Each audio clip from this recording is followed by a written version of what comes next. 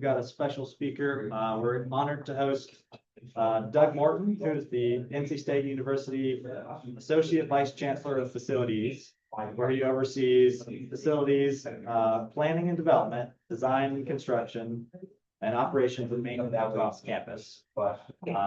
He leads a 900-person workforce supporting more than 5,000 acres of developed land and over 7 million square feet under roof. He's responsible for the physical master plan and campus development process at the university. Doug retired from the United States Navy in 2016 as a Rear Admiral after more than 30 years of service in the civil engineering corps. His extensive experience managing complex engineering, construction, and facilities programs informed his leadership at NC State, with an emphasis on safety, service, stewardship, and staff development. Mr. Morton holds a bachelor's degree in civil engineering and construction from NC State University, a master's degree in civil engineering from Georgia Institute of Technology, and a master's degree in natural resource strategy from the Industrial College of the Armed Forces. And he's completed several executive education programs, including at the University of Virginia Darden School of Business and at the Massachusetts Institute of Technology. So thank you, Doug, for being our speaker today. And Doug will be speaking about safety and construction and engineering. Thank you, Doug. Welcome on up. Yeah. Okay, good.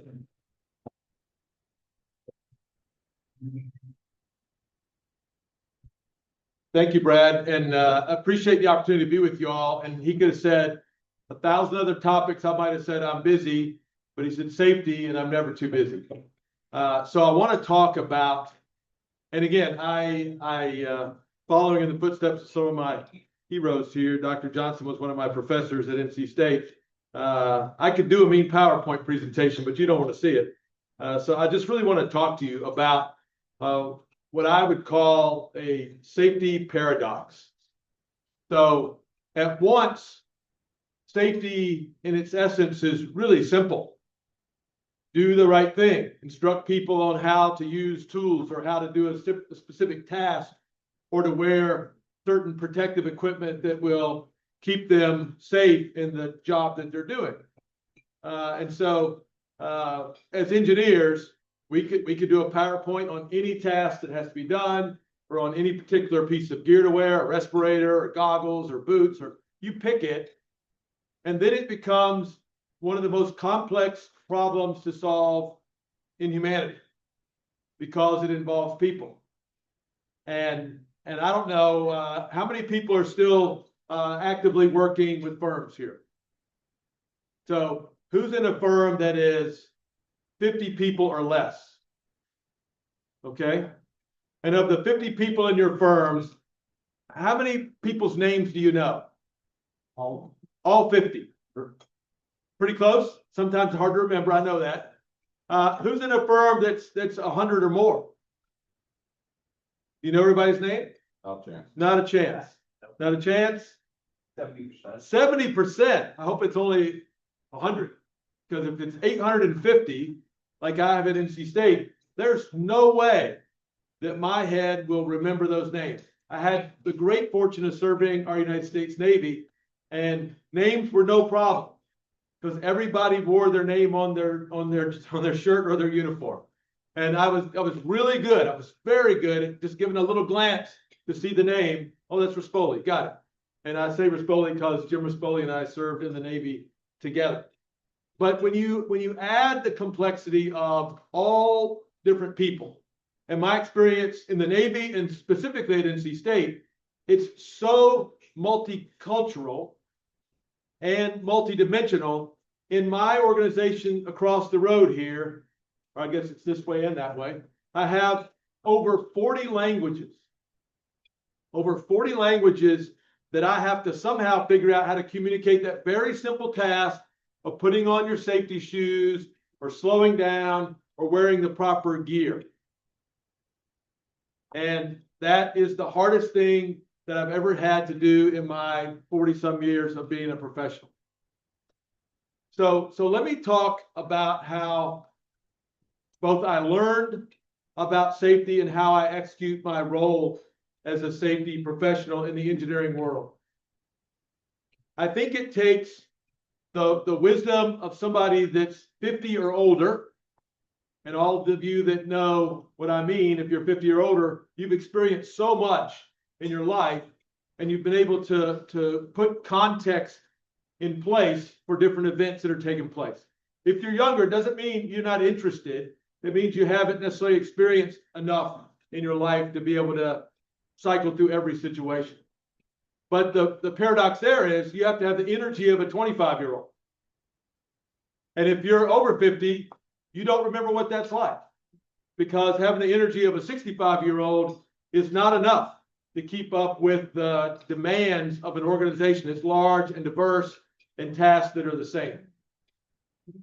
So I've already said simple yet hard. You know, you have to have wisdom and energy, and those don't necessarily come together. Maybe there's a sweet spot at 50 and you're still in the game, but after a while, you really slow down physically. So I've developed over time, and I'm going to describe for you why that happened. A philosophy that I've used for probably the last 30 years, and in a lot of different environments. In the Navy, I was an operational engineer with the Navy construction battalions, the Seabees, and we would deploy anywhere on the planet. And I've been to 46 countries, and a lot of them I don't want to go back to, but we were able to go anywhere in the world. And so I've experienced a lot of those things, but my view on safety was developed in the light of a mishap I saw take place probably 35 years ago. And when I saw it take place, I saw the immediate aftermath of the mishap, and then I saw what transpired. I was a young officer at the Naval Amphibious Base in Virginia Beach. Little Creek is the amphibious base. I think now it might have a special name because it's joint with the Army and others, but at the time it was Little Creek Amphibious Base. And we had a set of piers, we call them the team piers, and landing ship tanks, or LSDs, docking ships. There's large amphibious vessels set up at the piers. And when an LST would come alongside the pier, my crew in public works would go out with a crane and a rigger, and they would take what was called an ACOM ladder off the side of the ship and place it so that the crew could walk down this ACOM accommodation ladder onto the pier. And the ACOM ladder weighed some 4,000 pounds. It was made of metal, and it was lashed to the side of the ship in these little carrier brackets. So at sea, they would lash it to those carrier brackets. It might clank around a bit, but they would go on their way. And wherever they got, somebody could lift this ladder up and set it onto the side of the ship, and people could come off. Well, my crew had probably done this exercise of setting a ladder hundreds of times. And it turns out they did it wrong hundreds of times. They rigged the ladder on the side of the ship to lift it up. And so the rigger was on the pier deck, and his best friend, the operator, was in the cab of the crane. And something happened where the crane kind of jostled a bit. And what was a 4,000-pound 2-point load became a 4,000-pound 1-point load. And how do you, as the crane operator, control that load? You do not. And so the ladder hit the rigger, and I remember his name and his face, Ed Owens, squarely in the back of the skull. And I got a call within minutes. My boss and I got a call and said, we have somebody down on the pier. They said a major accident has taken place. So my boss and I raced across the base to the pier, and Ed was being tended to by emergency medical folks on the pier. They had put him on a gurney, and my boss and I got out to the pier where he was, and I'd never seen anything like it in my life. It was not death, but it was on death's doorstep.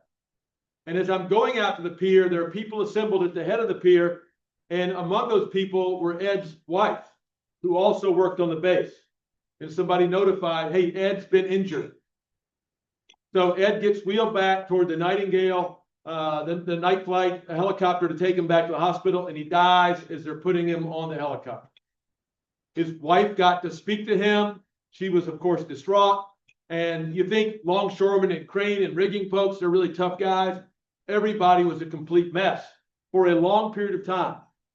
So my boss gives me the investigation. Doug, find out how this happened.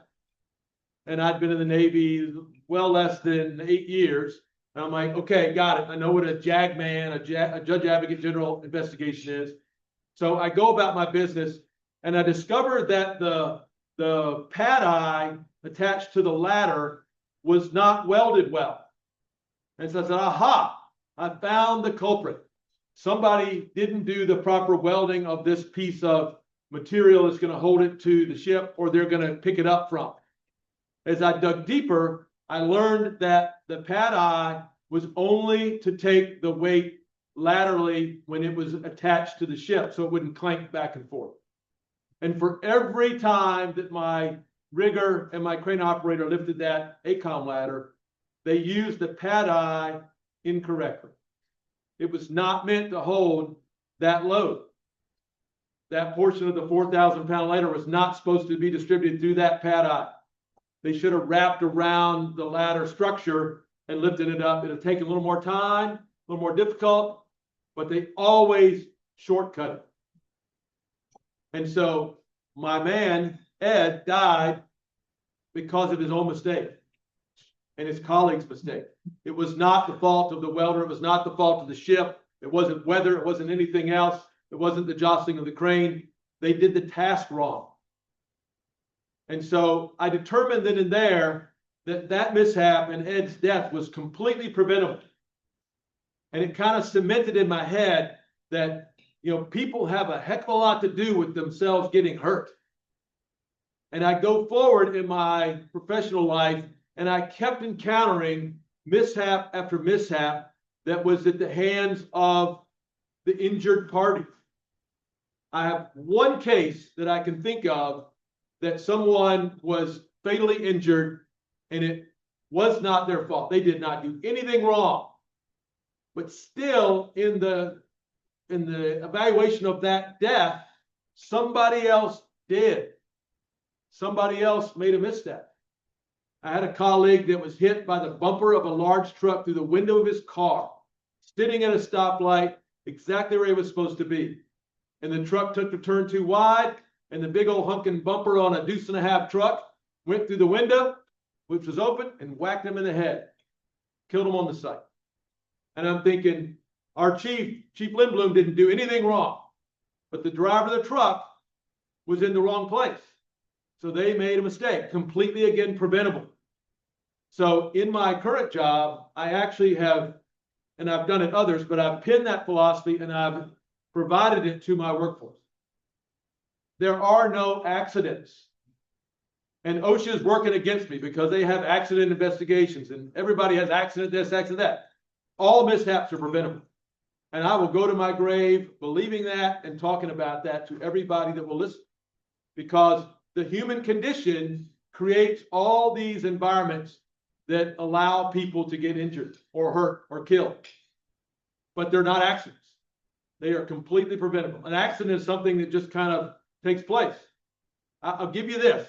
Maybe, if we're standing out here on a clear day and a meteorite comes out of nowhere and strikes us, that might be something that was not preventable. Might be, right? But my brain cannot wrap around how rare that is.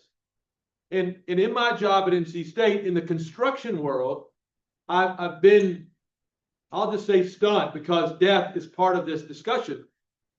People have died on my campus working construction projects that I'm responsible for.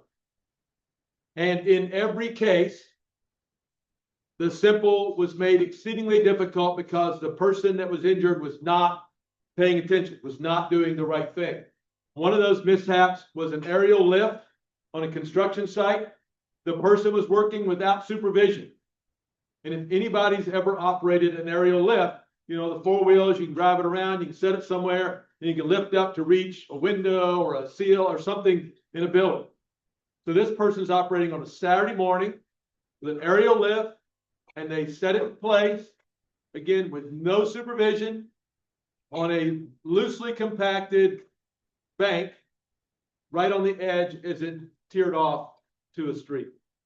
It was not compacted to hold the weight of that lift or the dynamic motion of that lift while he was working. And the very sad part was we had closed circuit cameras. And Dr. Johnson, you remember the cameras we had set up on Fitzwilliam Hall when we were building that, we could see progress. We had one on this building, and we could see the mishap taking place in real time.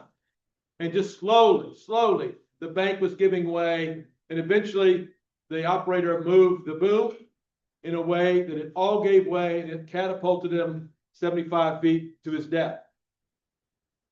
And people were incredulous. How could that possibly happen? There were so many things that the company could have done to prevent that, and nobody had stepped into that loop. Completely preventable. On the same street on Centennial campus, a worker was killed when taking the cap off of a pressurized vessel. And y'all go with me here. Who thinks if you're taking the pressurized vessel cap off of a pipe that you want to be looking straight at it? The vessel, the company said, well, the vessel gauge read 0 pressure. Doesn't matter. You still take that extra step to say, I'll loosen it so that energy can go that way away from me.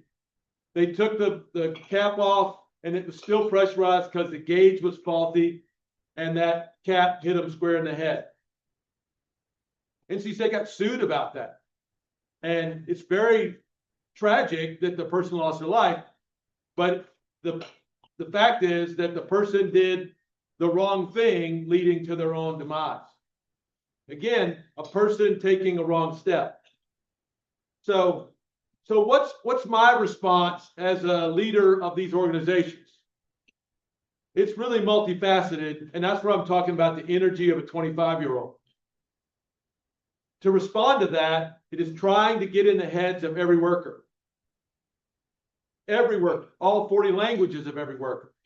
I was told that, Doug, you're the state's representative. You cannot tell the contractors what to do. If you do, you will assume their liability. And I scoffed at that. And somebody took it to the lawyers, and they said, no, it all depends. So I decided I would co-op with the contractor community and develop a set of very specific guidelines for working on our campus. So contractor guidelines are a common thing now for NC State working with the contractor community. They have OSHA, they have other things. Every big contractor has their own safety program. They have nicknames for them. They have slogans. They have prize, days where they give out gifts to people that have been safe. All types of mechanisms. But what they might be missing is what you all in the 50-person or below company have is a personal approach. So I can't talk to all 850 employees. I also cannot talk to all of my contractor personnel, but I can talk to leadership.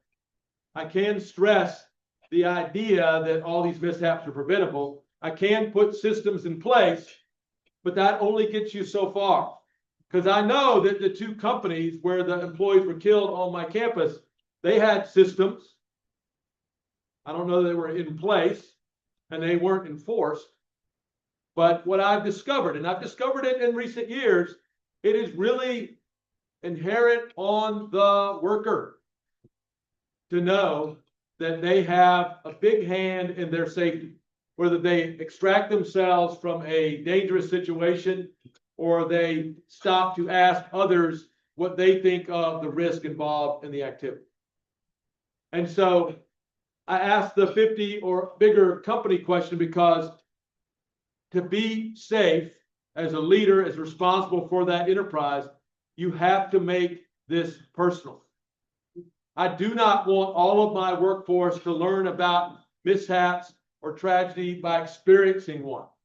I don't want them to see Ed Owens dying on a gurney going to a helicopter next to his wife.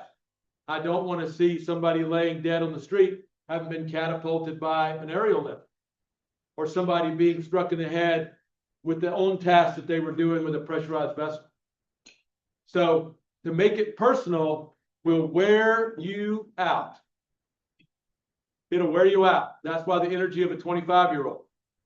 But you'll only exert that energy if you truly care about the outcome. If you truly care about the outcome, that's where the difference will be made. If you don't care about the well-being of those people you have responsibility for, you need to find another job or find a way to develop some care for that. But that really is the key. If you're in responsible charge of engineering work, of construction work, and you don't care about the outcome of the people doing that work, you're in the wrong profession. Plain and simple. Now, Dr. Johnson, I'll think back to my time as an NC State student. I don't know that the 132 hours we had in undergraduate curriculum allowed the kind of time we needed for a 22-year-old to really grasp that. And unlike getting my license as a teenager, when the state of Virginia said, you have to go sit through these gory films of people being killed on the highway with this judge before we'll give you your license. You know, that's what Virginia tried, but the pictures were of teenagers who had their license. So something wasn't working there either.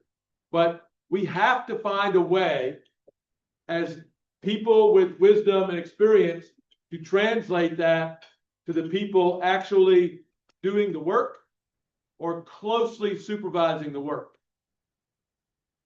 We have to find a way. Jim and I and Dr. Johnson are in the National Academy of Construction.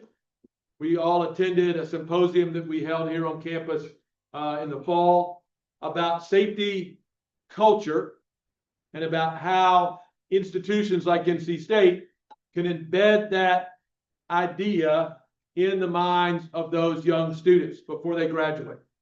So that when they get to a company, their intellectual curiosity will take over.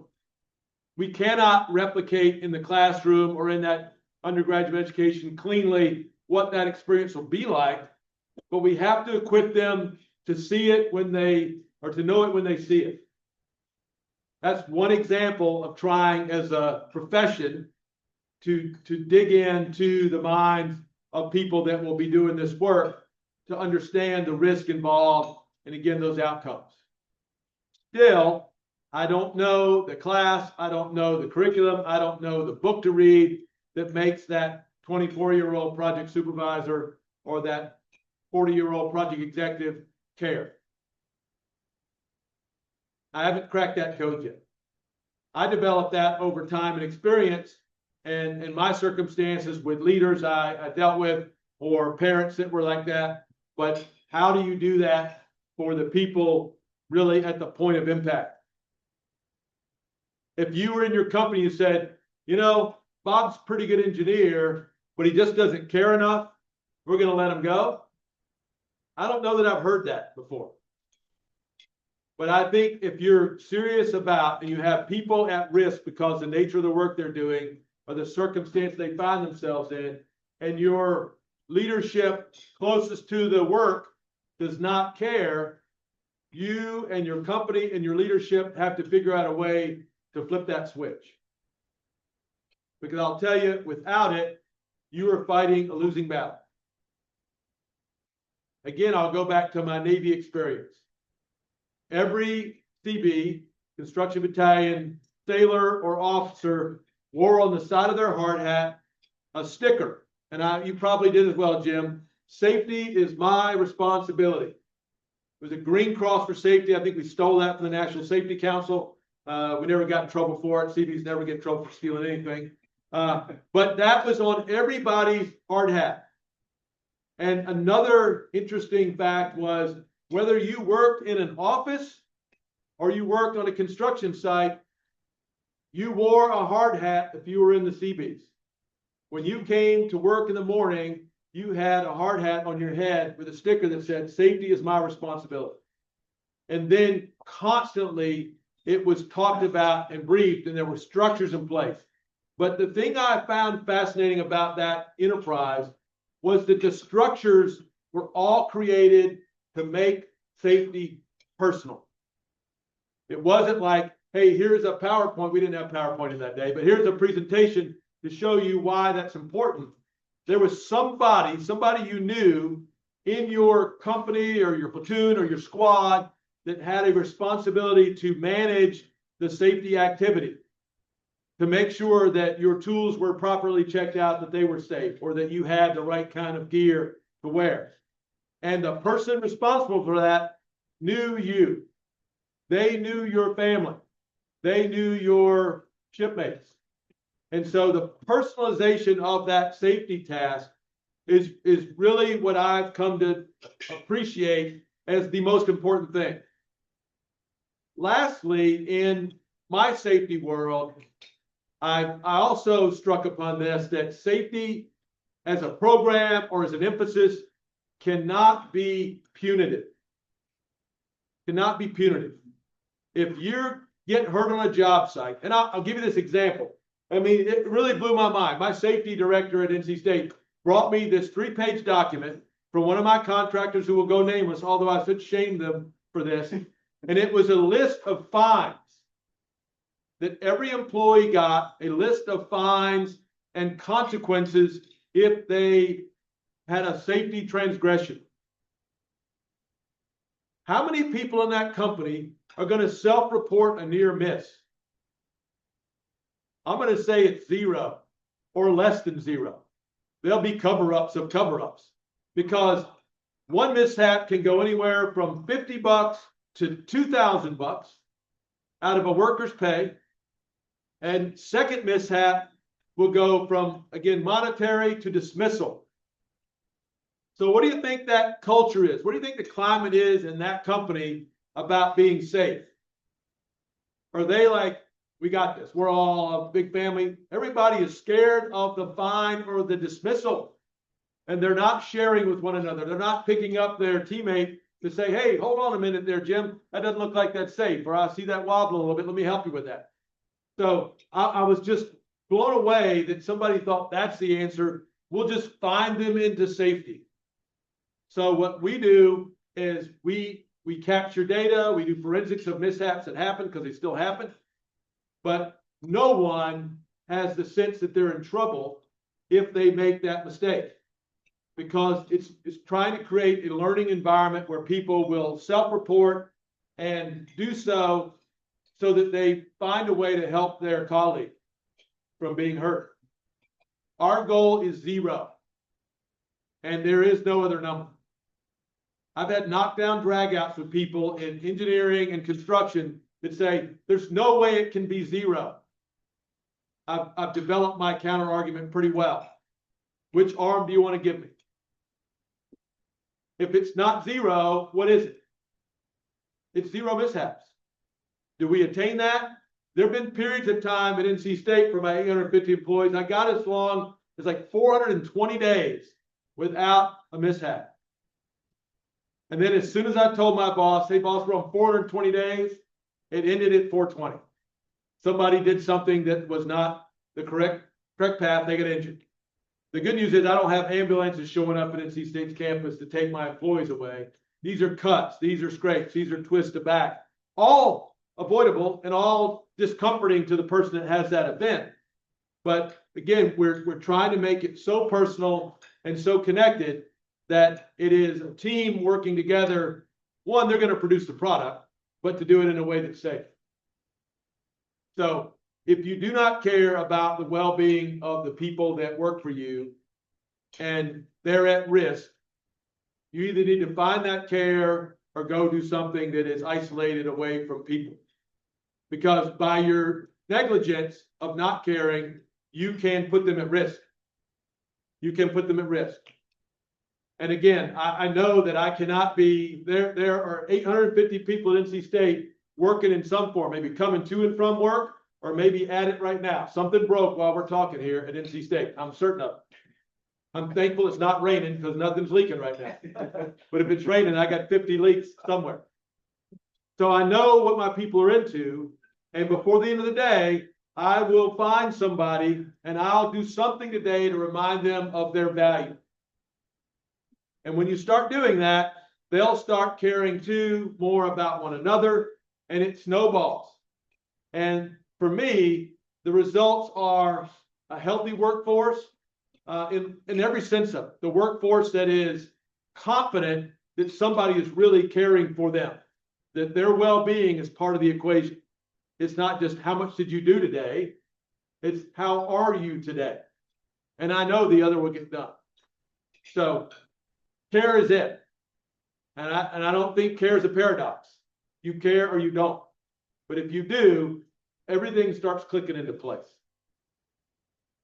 So with that, I'll take any questions. I don't know if the people online have an ability to ask, but I'm happy to take your questions. And if it's not about safety, it's about NC State, I'd love to talk about NC State too. If you want to talk about the Navy, that's a longer story somewhere else. But so thank you again for having me, and I'm happy to take any questions you have.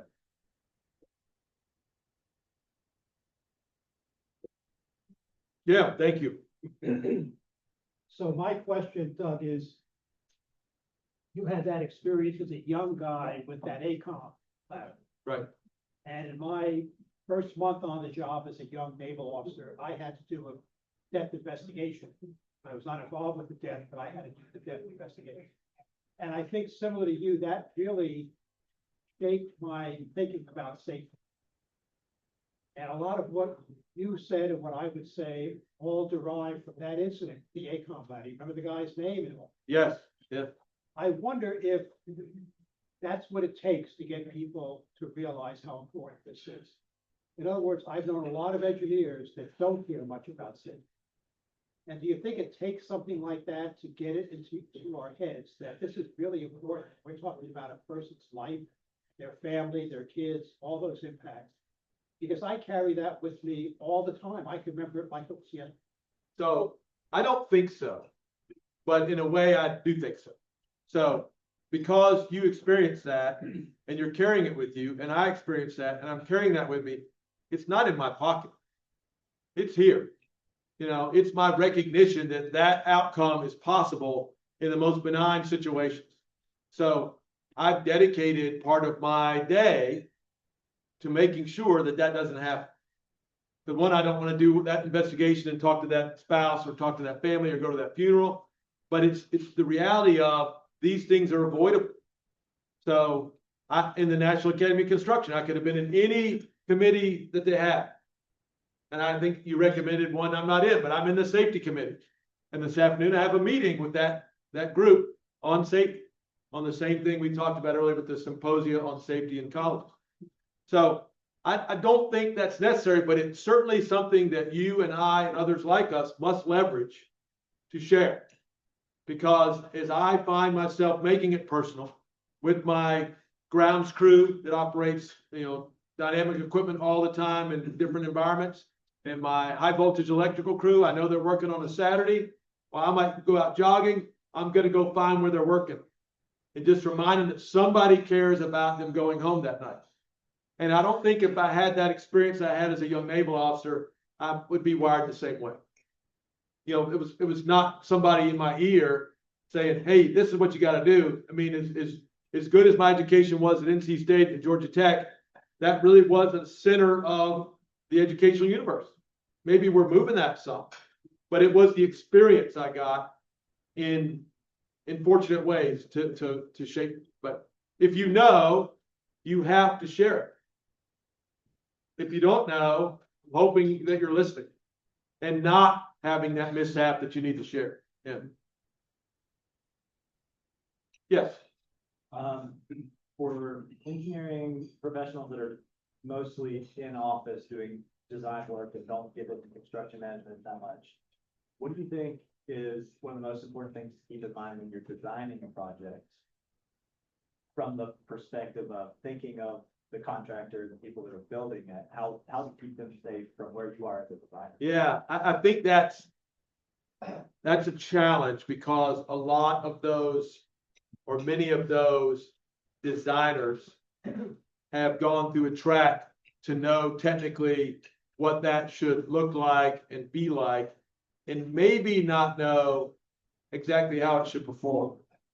So Dr. Johnson and I were fortunate enough to be involved in the building of Fitzwillard Hall, the new home to civil construction, environmental engineering, and industrial systems engineering. Also, the dean is there.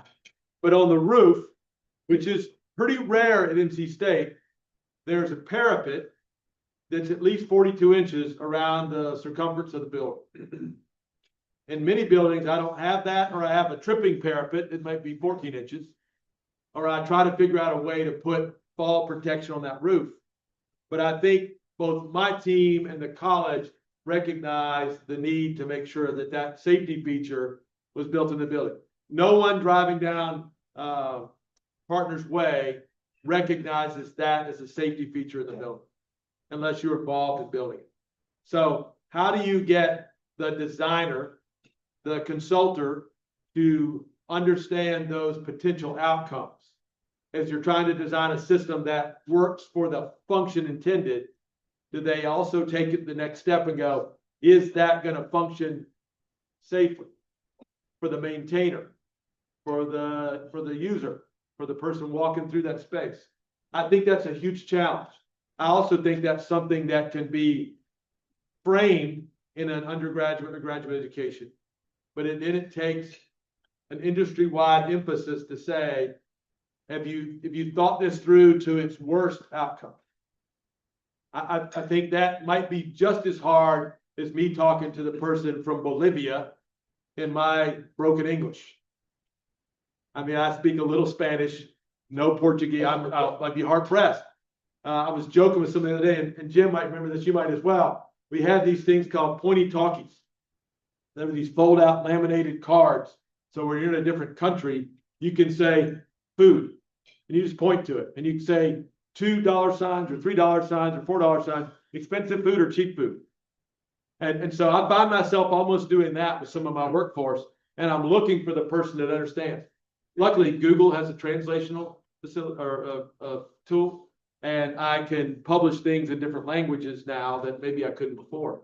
But it's trying to get the recognition of the board-bound designer or the computer-bound designer to understand the end-use risks. And I don't know that that's taught in a structures class.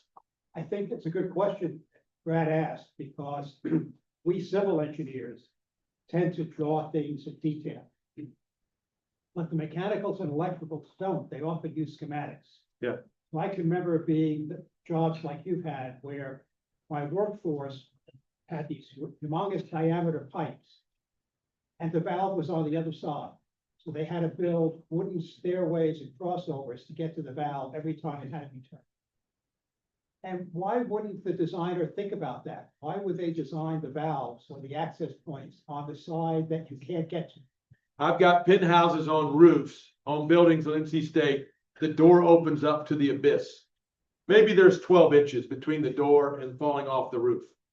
I think it could have been turned and it had been on the other side of it fine. Or how about your story about the new library and the lights? Why don't you share that? Well, either the book bot or anywhere else, right? So there's these incredibly tall spaces in James B. Hunt Jr. Library. One of them is the book bot. Anybody that's been to the library and you go on the downstairs floor, see the right, push the button, book bot will show what it does. The lighting in there was built or designed pre-LED all in, right? LED was a thing. I think at the time, Cree was still trying to figure out how to do blue LED or whatever their big leap was, but the lighting was fluorescent and it wouldn't last, a year or two, it's on all the time. How in the world are you going to get up there to change the lights? And when we designed the building and built it, there was somebody over here in our ear from the maintenance shop going, there's no way we're ever going to be able to change those light bulbs. We just had a project for probably $175,000 to change the light bulbs. And we changed them in a way that they're now LED, and we fashioned some structure in there so that they can be actually changed without a $175,000 project. Yeah. And I've got probably a dozen buildings on NC State's campus. One that I was involved in at the older library, Hill Library on North Campus, where we built this new atrium. And there's beautiful lighting at the top of the atrium, which is 4 stories. And I'm like, no, my arm's not big enough, So I've got to put scaffolding at the ground floor or cockamamie on some cantilever or some stair to get up there to change those light bulbs. It's the quandary. The lighting guy said it's gonna be beautiful. The maintenance guy's like, not so much. Yeah. So there are all those practical aspects. So I think, fundamentally getting the engineer who's doing that design into the execution side at some point so they can see and hear, or maybe companies have somebody with a maintenance bent in their background that comes in and helps do reviews. We do that at state. We have our maintenance shop review designs as they're going through. They give us lots of colorful words and ideas. Yeah. Yes, sir. Well, and along with that, companies do just structural review. They look at locations, they put dampers, they put valves, they put everything, lighting. How are you gonna do that in the future? How are you gonna maintain this? Yeah. That's the important thing to bring in when you're doing design work. Have somebody that their function is just look at this work, constructability, maintenance. And it's worth the money to pay somebody to do that, whether it's an outside consultant or you have somebody inside. That's the big part of the design side that really does help. So how detailed is BIM?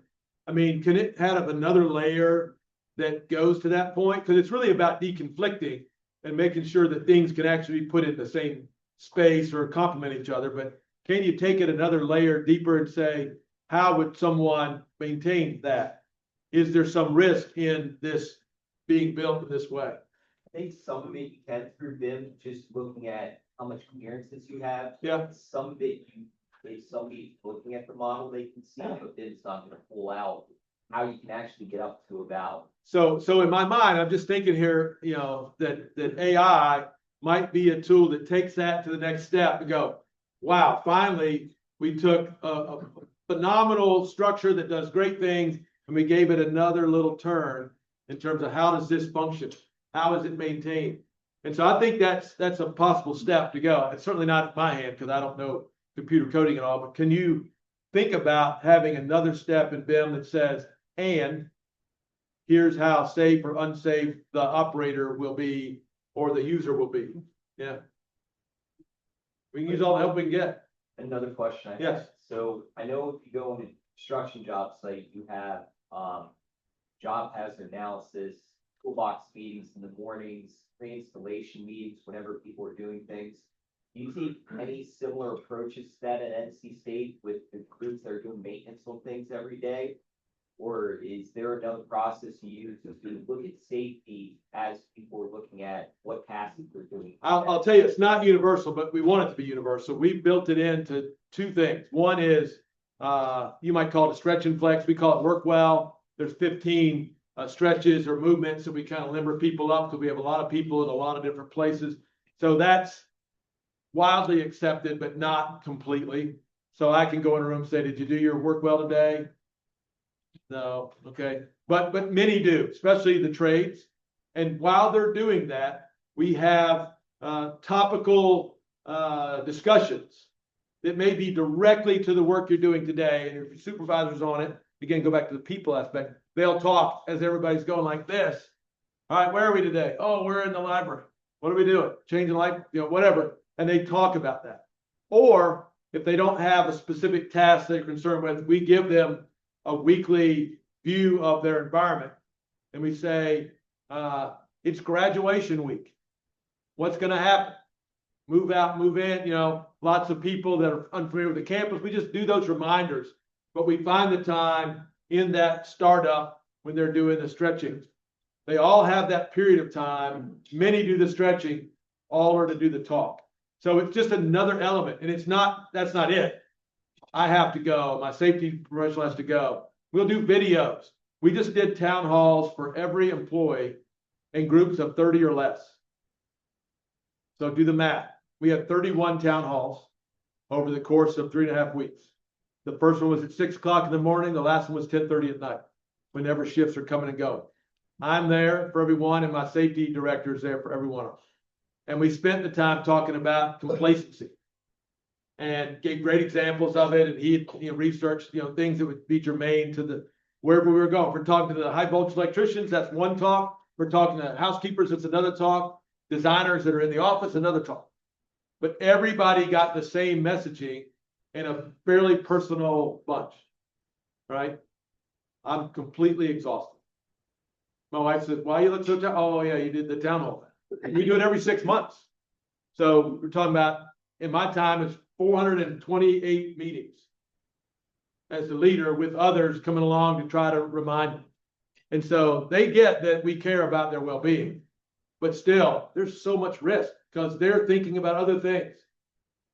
I've got employees calling out this week because the federal government's in town looking for them. All of my employees are documented and legally here, and yet they're hiding because their cousin or their neighbor or their mom might not be. And it's crazy. I have a job that shut down because a contractor shut down. 80% of his workforce call out. So what's on their mind? It's not breaking that concrete floor open at Man Hall. It's being taken in by ICE and not being back at that job site ever again. So there's all types of distractions you've got to try to get your way through. And if you find the distraction, you can't ignore it. You've got to embrace it and kind of help the employee work through it. So, yes, sir.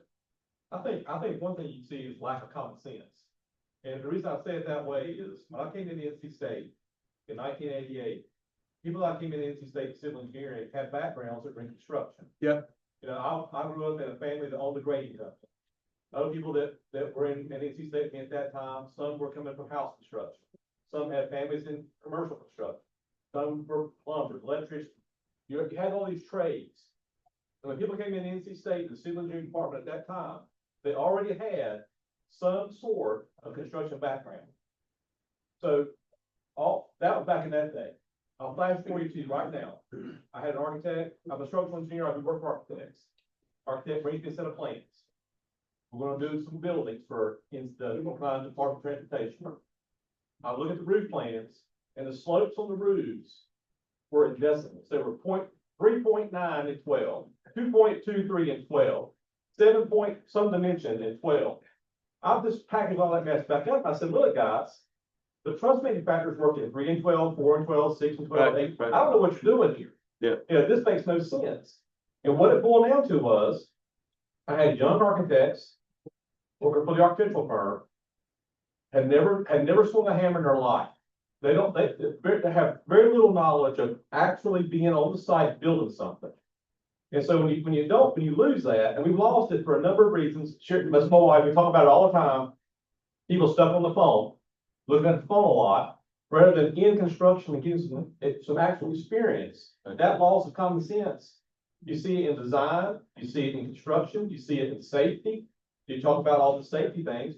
People that were in construction in their youth go through NC State civil engineering, come out, go to work for a general contractor or a design firm. Those people have a thought process that says, I need to put the valve on the right side. Yeah. You know, my dad was a plumber. He would want this valve over here. Yeah. You know, that type of thinking is gone. When I talk to the young guys, all that's out the window. They talk about being a moment ago. I was just telling my buddy here from ECS. I'll tell you one other thing. I'll be done with this. Went to a job site yesterday. Anchor bolts are in the wrong place. I work all in AutoCAD. I do not work in Revit. I say, what's the problem? Well, the Lithco, who's the subcontractor, had modeled a model off of my 2D drawings and modeled it wrong. So now my anchor bolt's in the wrong place. And so the point to that simply is the people putting the models together typically are young. Nothing wrong with that. They're energetic, like you talk about 25-year-old ready to roll. Yeah. But at the same time, they've not spent a lot of time on site, and they make these types of mistakes because they haven't. It's just a common sense thing, I think, that's been lost. Yeah. I think that's part of the problem. So I'll go to that point and say, those of us that have been around the planet a little while need to find the energy that we can to infuse it. And you have a young member group with this ASCE branch, right? So how do you bridge that gap? How do you give them opportunities to see? And not in my day, it was like, you know, whatever, because people glaze over with that. My dad had shown me 30 times where he lived on NC State's campus when he was here.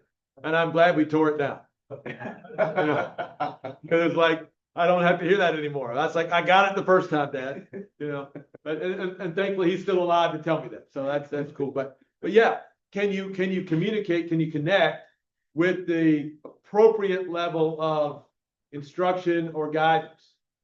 You know, I've got a young colleague, a friend who works for a huge construction company. He interned with them, and they were so smart. They tried him out. They were really just trying him out. They moved him around a little bit, and I was his mentor. And he would tell me, I'm over here, I'm over there. Now he's the site superintendent of a huge multi-$100 million job. And he's 2 years out of NC State. You know, they tried him out and he passed the test. But he also had been, Jim, he'd been a CB. So he had a little bit of that boots on the ground experience. Like you said, he came in already kind of primed. So I think companies are trying to find those people. And some, I mean, the big companies have resources to do that, to really develop those young engineers, those young construction leaders. But it takes all of us. You know, it's easy to go, can't believe they're doing that. And after I get through with that, I got to go see why are they doing that. I got to step in and ask. Yeah, so it's a challenge. Do you have a question back here? Yes, thank you very much, Chancellor, for this great time that we meet with you and talk about some of your experience. Well, my question is about the AI, and probably you mentioned a little bit about how AI can be adopted on construction, industry, and also facility management for SSA, which is amazing. And what are the risks that maybe the organization itself that will take care of that? Because sometimes, you know, this environment's like has a certain thing, but how the organization will adopt that?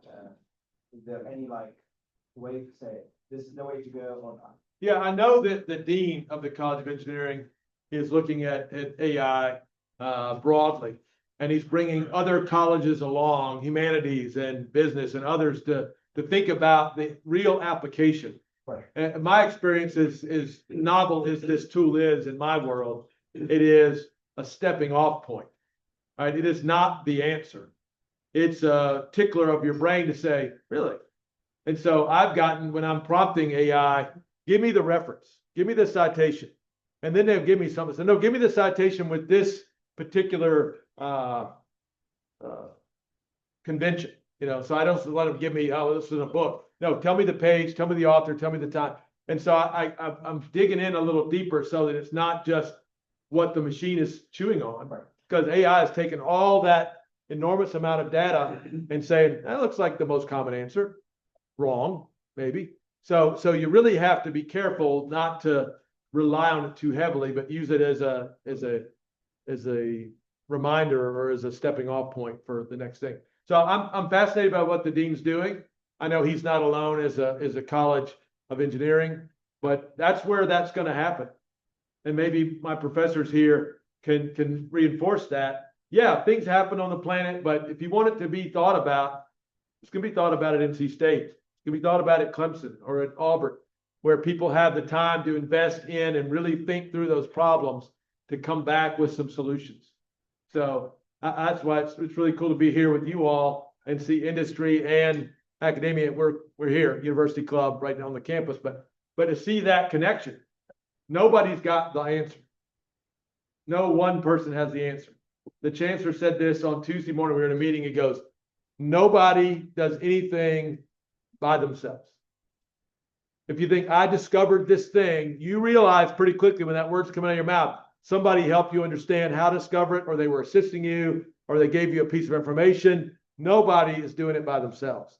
And the value that we have at NC State in the academic realm is tremendous to civil engineering or to the construction world, to be able to think about those problems and work on solving those problems with you, for you. So AI is another one of those things I think will be instrumental in making sure that it's used in a way that's responsible and it's really helpful, and not prone to make mistakes and people lean on it. So I agree with you. It's about all the prompting engineering, but what the question you asked them about. Sure. Yeah. Yeah. Somebody came and briefed us in another group, and they said the field of tomorrow is prompt engineer. Yeah. Woo. Okay. Let's try that. Yeah. Yes. In your presentation, you were able to project some, from your experience, situations that you had seen where there had been accidents. In teaching, we also try to do that, but there are two kinds of sources. One is our personal experience, having investigated some situations. And the other is the well-documented, published situations that occurred, sometimes design, sometimes construction process, where there was a major failure. But a lot of the other ones, like the things I solved, the things you solved, are not documented. Right. And more of these are needed for use both in terms of education examples and in terms, I think, of company education. Yes. In their programs. Does the National Academy have any plan to document some of these things? And here I'm thinking about examples of things that were documented for the studies done by the National Institute of Standards and Technology around the Kansas City Hyatt Bridge failure, Right. the McLean, Virginia apartment or condo Bailey's building Crossroad failure. collapse, right? Yep, I remember that. Yeah, I don't remember the name of it, but those had the advantage that they were published, they were well documented. And it's harder to get individual investigators of these kinds of failures to document things, partly because of the liability. Right. But having an organization do it. Yeah. Would. That's such a, I'm so glad I'm here because I'm going in an hour to a committee meeting where we're talking about just that. And it's easy as a bunch of gray hairs sitting around on a Zoom going, that's a great idea. It's a great idea. But how does it actually get put in place? And so we have thought about publishing different things, but it's got to hit. And all of those people in that Zoom call today know those two cases. I mean, I teach the Hyatt case in my class right now in terms of engineering ethics. So yeah, I think that's a great point, and I will bring that up. Can I put your name on? As a fellow? Yeah. And here I'm thinking of a lot of the other more everyday kinds of failures. Sure. The things we know are out there that happen in trenching and excavation. Somebody didn't do it right. Right. But it's not adequately done. Right. It's easy, but it's hard. That's a great suggestion. Yeah. that David just made.